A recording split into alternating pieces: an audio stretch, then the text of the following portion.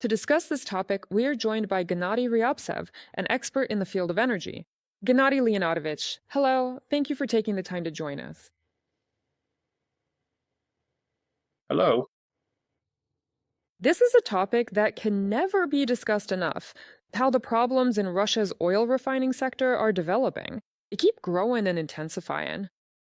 There is some fresh, interesting data and infographics showing that 7 Russian oil refineries, which were hit by long-range strikes, Ukrainian strikes, have completely stopped operations.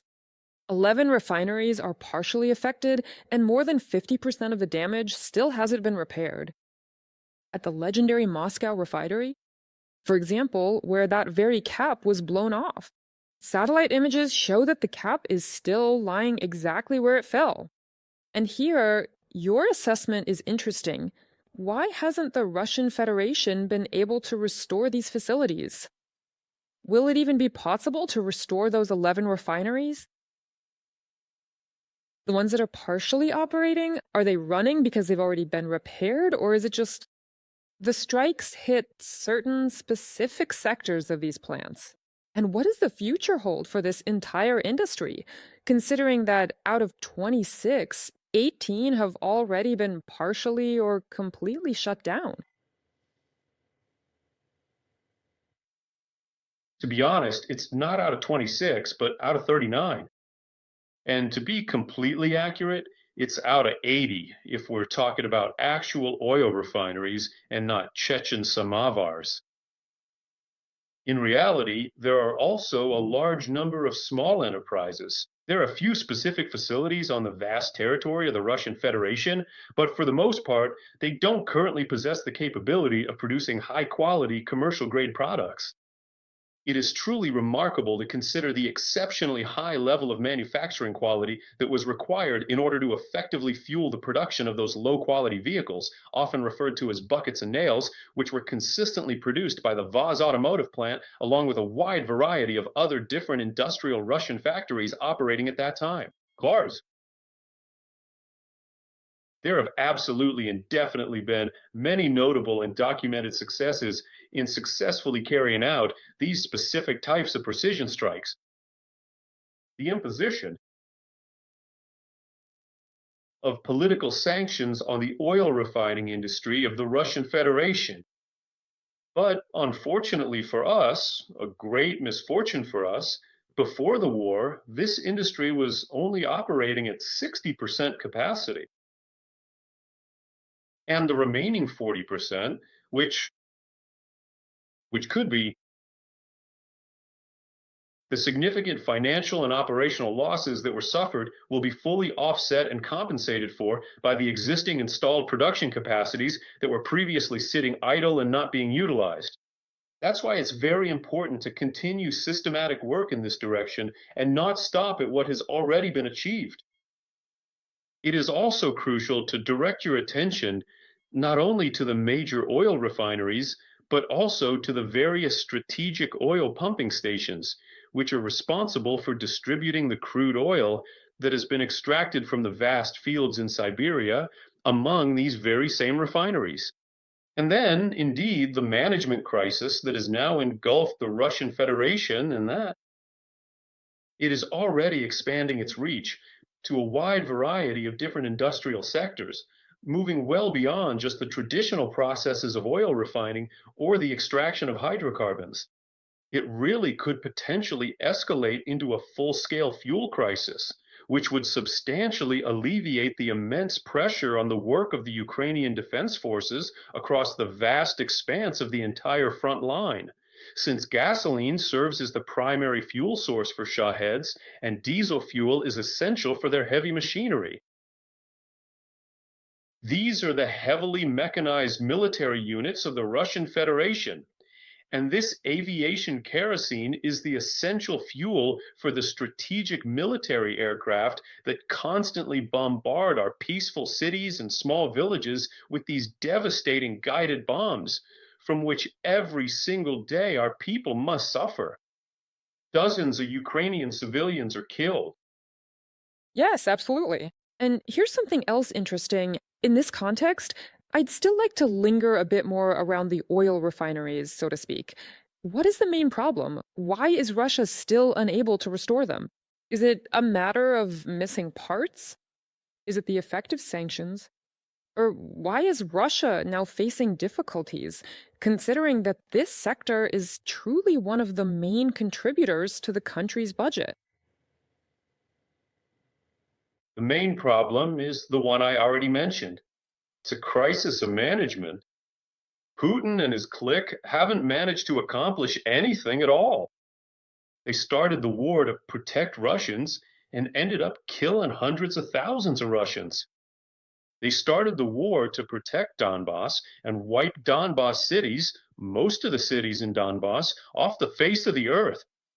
They started the war to stop NATO's eastward expansion and ended up increasing the length of the border with NATO several times over.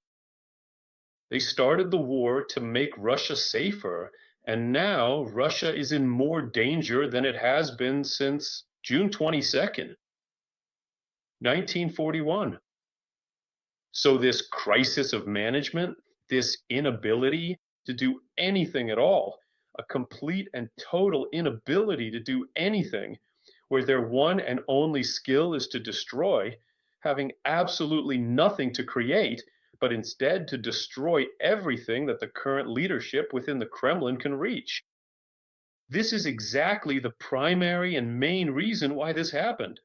Right here is the actual fuel tank cap that flew off into the air after being struck by a stray Moscow air defense missile.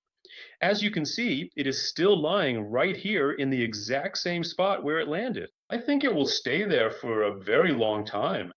I think for about 20 years. In 20 years, people will be taking tours to see it, to show that this is where it all started.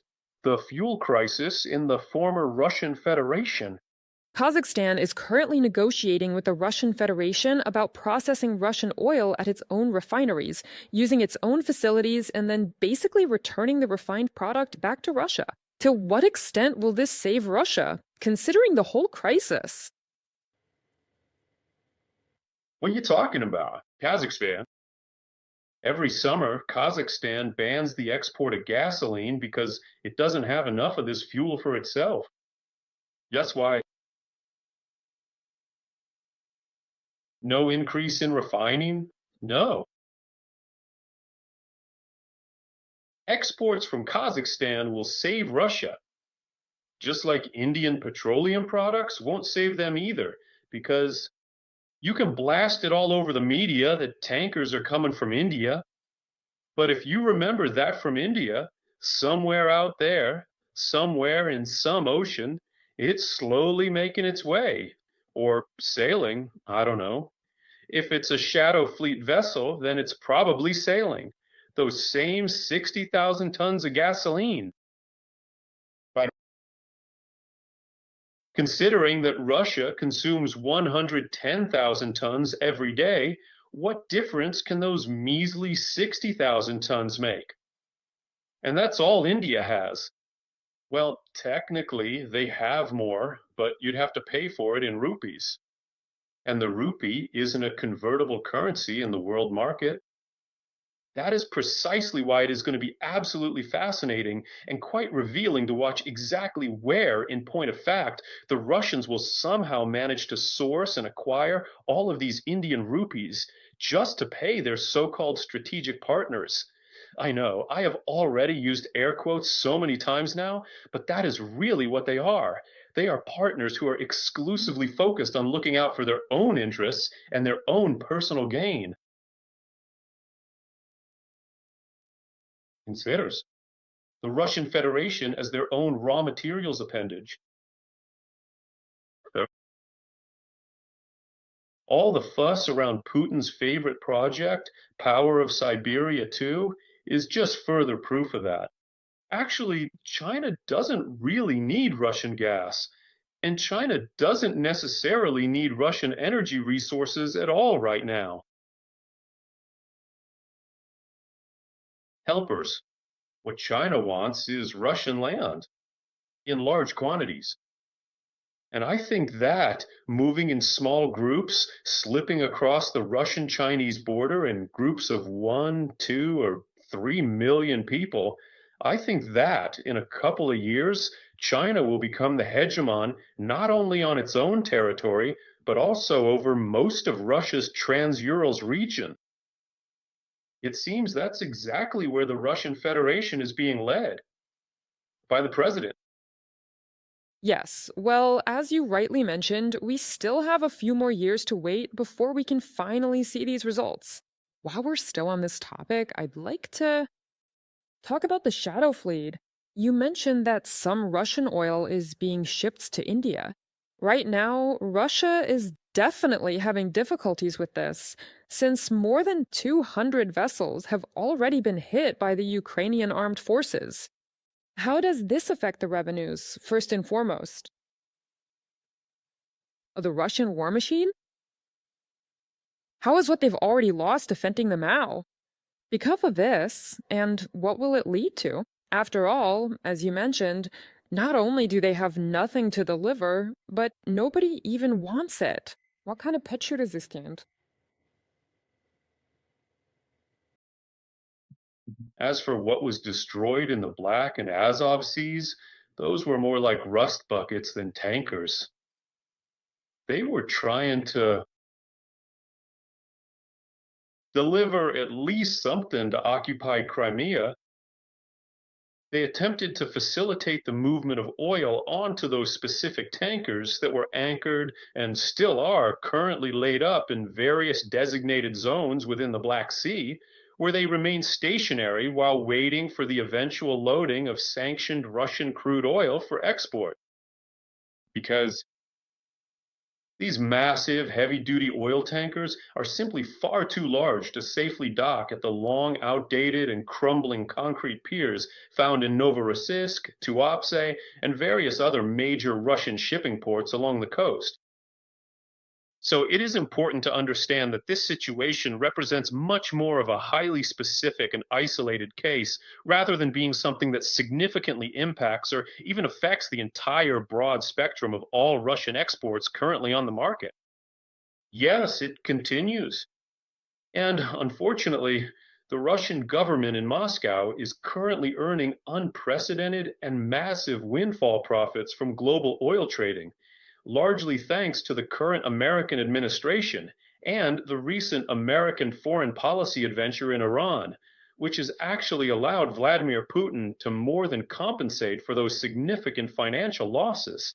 Financial losses totaling significantly more than $10 billion that the Russian government in Moscow suffered as a direct result of sustained and strategic long range aerial strikes carried out by Ukraine's defense forces on various critical Russian oil refineries and energy infrastructure. Now, I sincerely hope that as a direct result of the recent official trip by the high ranking military and political leadership of Ukraine to Washington, D.C., and as a result of the comprehensive and strategic negotiations held in Washington, a firm agreement will finally be reached for the government of the United States of America to stop. This is ultimately helping Vladimir Putin by providing the necessary capital to sustain and finance the ongoing military conflict in Ukraine. We can see this clearly when judging by the results of the very first vote held on the legislative proposals introduced by Senator Lindsey Graham, which were specifically designed to implement comprehensive economic and diplomatic sanctions against the Russian Federation for its actions. These negotiations between Ukraine and the United States were successful. Yes, absolutely. And of course, there are still some steps ahead before these sanctions are finally brought to light, so to speak.